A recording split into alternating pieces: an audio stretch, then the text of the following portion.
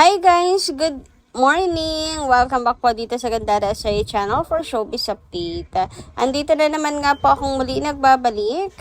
Ang nagmamaganda ninyo kachismosang Kimpao, wala na pong iba. Ang lokaret na si Gandara ay upang magatid sa inyo ng latest update and fresh happenings patungkol kina Kincho and Paul Avellino. And syempre para sa araw na to, ang pag-uusapan natin ay tungkol nga po dito sa pagpapahiwatig nga po di umano ni Ate Hides.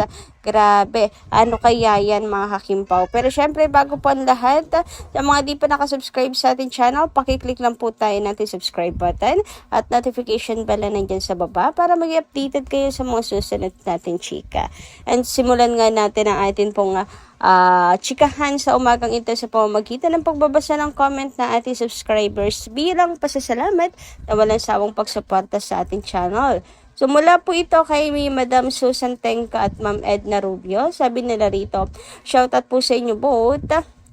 Sa Darna pa pala si Paulo na Jean request ni Jay na maging leading man pero hindi kinuha ni Pao. Mas pinili niya ang linlang kung saan makatambal niya for the first time ang matagal na niyang crush na si Kim Chu.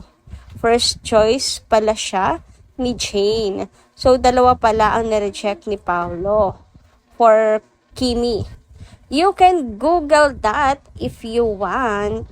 Si Joshua Garcia ang later ang naging leading man niya. Naging bluff naman ang Darna compared to Linlang. Hanggang pala ngayon, obsessed pa rin siya kay Pao. Kahit ano pang paretoke niya, chipipay pa rin ang itsura niya.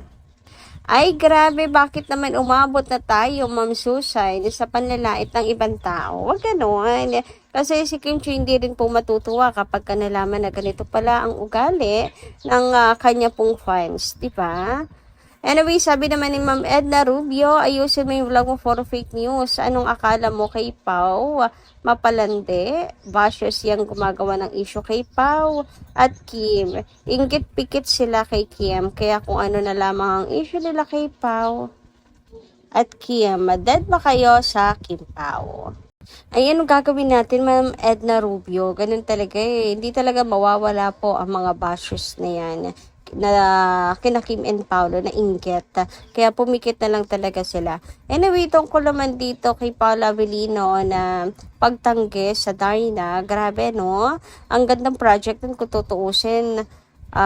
Itong Darna, naging bluff lang talaga kasi masyadong tinipid. Pero para kay Paulo na naghahanap ng thrill ng bagong role, it's a fantasy. So bakit tinanggihan niya, 'di ba mga kakimpaw? Ganun kasi katimbang para sa puso niya si Kincho, mga kakimpaw. Talagang mas pinili niya si Kimi over that. At saka kasi siguro naunahan ng crush niya si Paolo Avellino, kaya biglang lumaylo agad si Paolo, umalis, baga tumanggi agad si Paolo Avellino kasi ayaw niya nun yung girl mismo yung unang nagpapakita ng motibo, 'di ba? Anyway, dumako naman tayo mga kakimpaw dito sa naging interview ni Chinita Princess kung meron pa ba siyang dream role mga kakimpaw. So sinabi nga ni Kimi parang wala naman kasi parang na-explore na niya mga kakimpaw. Kumbaga contented na siya sa mga nagawa niya mga kakipi. Ang gusto na lang niya magpaka-busy at mag-work mga kakimpaw. Sabi nga dito ni Kimi, at this point in her career, Kim can't answer questions about dream roles anymore. Parang sagad na to. Parang hindi ko lang din sure kung meron pa ba akong gustong gawin. She said bluntly.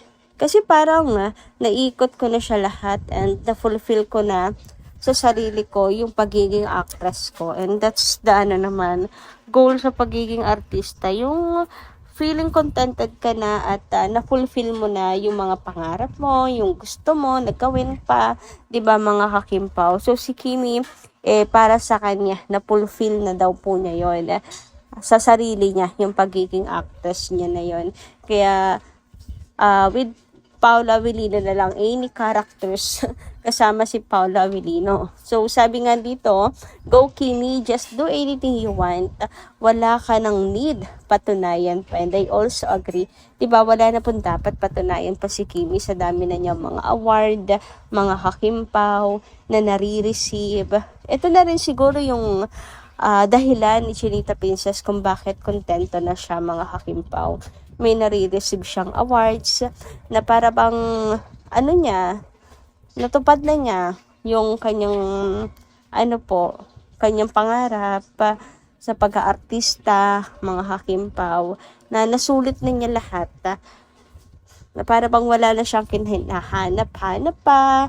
Nagawa na niya kasi, mga hakipi. Wala na talagang dapat patunayan pa si Chinita Princess. May pangalan na siya hindi na po yan mawawala sa industriya. Sabi pa ni Kimi, wala naman akong dream na, I just want to work. O, diba? Gusto na lang niya mag-work talaga. Kim, open up. Like now, sa ABS-CBN, mahirap magkaroon ng project talaga with our situation. So, every time na may ino-offer sila sa akin, I'm thankful.